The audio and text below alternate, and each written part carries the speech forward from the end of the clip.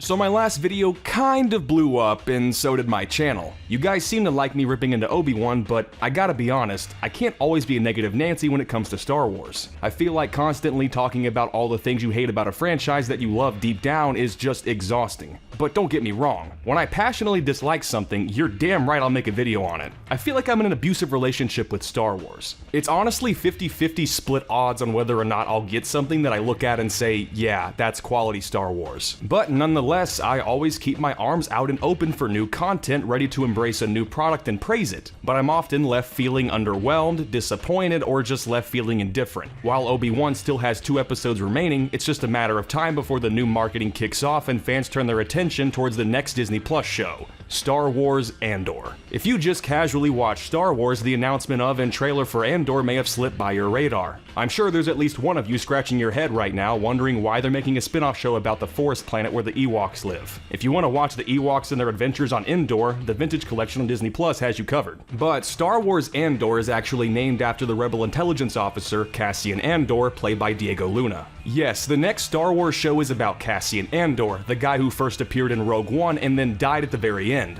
Even before a trailer dropped, I was somewhat optimistic about the idea of a Cassian Andor show, because I already had a feeling that it was going to utilize a much larger scope than we would normally expect. Prior to the trailer release, and even still now, I see a lot of people complaining that nobody asked for the show to be made, and that it's unnecessary to give us a spin-off about a character who we met for the first time and watched die all in the same movie. But I want to follow up my beatdown session of Obi-Wan with a sprinkle of peppered positivity and tell you all why I think Star Wars Andor has the potential to be a great Star Wars story. Star Wars Andor is being penned by Tony Gilroy, who was brought on to clean up Rogue One as it was kind of a mess at the time. A lot of the movie was rewritten and reshot, but much of his work was done cleaning up the third act, which ended up being arguably the best part of the movie. The fact that Tony Gilroy is creating this series is already a green flag for me personally. But since this all begins with Rogue One and will most likely follow the same tone, I need to briefly tell you all about why I love Rogue One. I was a freshman in high school when Rogue One came out, and after viewing every single trailer and TV spot, my expectations were pretty high. It's not often I go into a Star Wars movie, or really any movie for that matter, with high expectations and manage to walk out feeling satisfied and then some. If you don't like Rogue One, I doubt anything I could say will really change your mind. First, Rogue One puts the war in Star Wars. Even the description for its PG-13 rating implies that it features prolonged scenes of destruction, violence, and lots of death. Granted, lots of explosions and shooting in a movie does not by default make it a good movie, nor does it mean said action will be engaging at all. It falls on the directing and the editing to ensure that those action set pieces deliver on the execution. When I watch Rogue One, even though I've seen it more times than I can count, the action sequences are still the most engaging to me.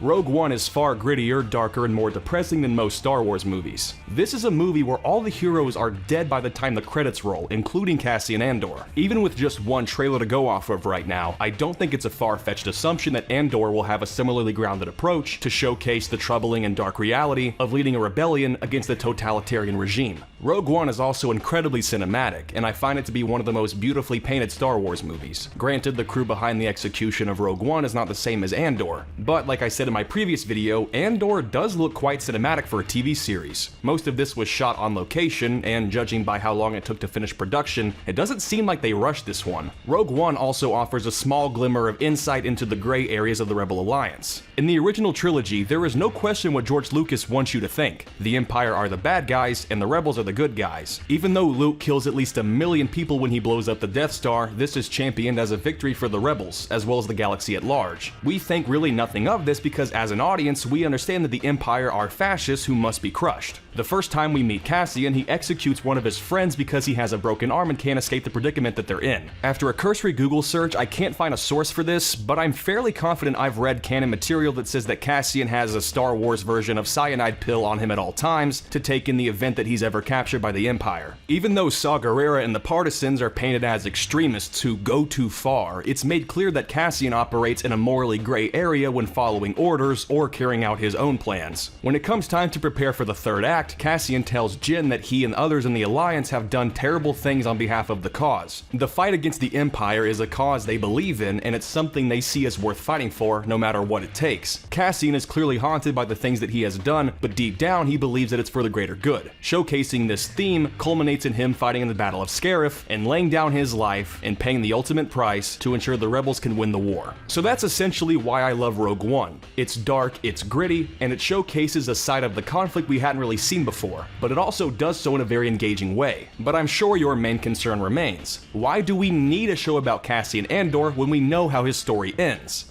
Humor me here. What about Darth Vader? Did we really need to know what happened to him leading up to A New Hope when we know how his story ends? Even with the prequels, do we really need an additional series that fleshes out characters we see in the prequels that we either don't know, don't really care about, or don't like at all? I'd argue that most people look at the Clone Wars and say, yes, this is quality Star Wars and I'm glad it exists. Clone Wars greatly fleshes out parts of the prequels that are severely lacking, such as Obi-Wan and Anakin's relationship, Obi-Wan as a character, Anakin as a character, the clones as characters, and honestly, everything and everybody as things or characters. Look, I get it. I understand that not everybody is sold on the idea of a Cassian Andor show, but the trailer doesn't really give me the impression that this story is strictly about him.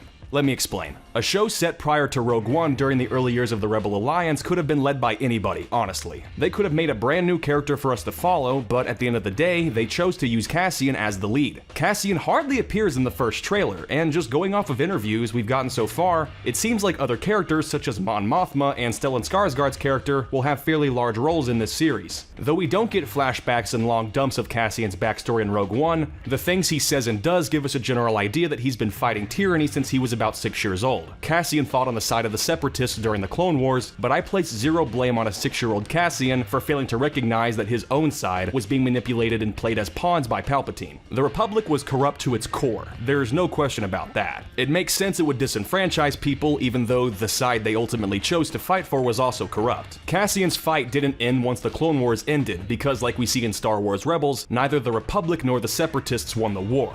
The Empire did. Cassian's fight continues beyond the Clone Wars as a fascist regime tightens its grip on the galaxy. At the very least, I think he's a competent lead for the series, but if you don't like Diego Luna, then nothing I can say will change your mind. But personally, I like him as an actor. Granted, it's hard to look at him in this series and tell myself this guy is supposed to be a year older than I am in real life, but these are some things you have to suspend your disbelief for. To me, it feels like Cassian will be the insert for the audience, and he's just the main guy we follow through a tangling web of espionage, spying, infiltrating, and exploiting in pursuit of victory against the Empire. When I go back and watch Revenge of the Sith, my enjoyment and appreciation for it is elevated by the Clone Wars, and everything it did for that movie. Since I happen to like Rogue One so much, I'm really hopeful that Andor gives me a newfound appreciation for Rogue One through a new lens to view it, and maybe new context for scenes or dialogue that I thought nothing of when I first watched it. The fact that they are already working on Season 2, to me sounds like Disney and Lucasfilm know it'll be a hit. And the fact that each season is 12 episodes, it's actually the one series I'm looking forward to the most. Hell, we're going back to Coruscant to see Mon Mothma play her role in the Imperial Senate. I find it kind of funny how The Phantom Menace got a lot of flack when it came out for being way too focused on politics, but I'm a grown-up now, and politics and the drama surrounding it are actually really intriguing to me, and it's something I look forward to seeing a lot. This show is also rumored to be featuring some familiar faces. It seemed like Forrest Whitaker kind of confirmed he was returning as Saw Gerrera in this show, and Duncan Powell is confirmed to be reprising his role as Rue Scott Melshi from Rogue One. I'm pretty sure the dude Cassian murders in Cold Blood is also returning, but it's not just the good guys returning to their roles. It's been rumored for a while now that Ben Mendelsohn will return as Orson Krennic. And now that we know we'll spend time in the Imperial Senate, I have to wonder, are we gonna see the Senate himself? There are series kicking about, aren't there, at the moment, in which the Emperor is still running the universe. So maybe there will be a kind of retrospective prospective life for him, but I'm speculating. I know nothing, as usual. And even if I knew more, of course, I wouldn't be able to tell you, because I would be truly dead. Let me know your thoughts about Andor in the comments down below. Are you excited for it? Are you certain it will suck? Or are you indifferent to it? That will do it for this video, but before I go, I just want to say thank you all so much for the overwhelming support you've shown me since my last video. When I posted my video on why I thought Obi-Wan felt cheap, I had a little over 1,000 subscribers. But as of this video being recorded, I have nearly 7,000 subscribers. If you like my content, make sure you subscribe and like this video. Oh, and join my Discord. There's a link below. Also, follow me on Instagram and Twitter with links below as well. Thank you again for watching. I am Remnacor. I will see you all in the next one.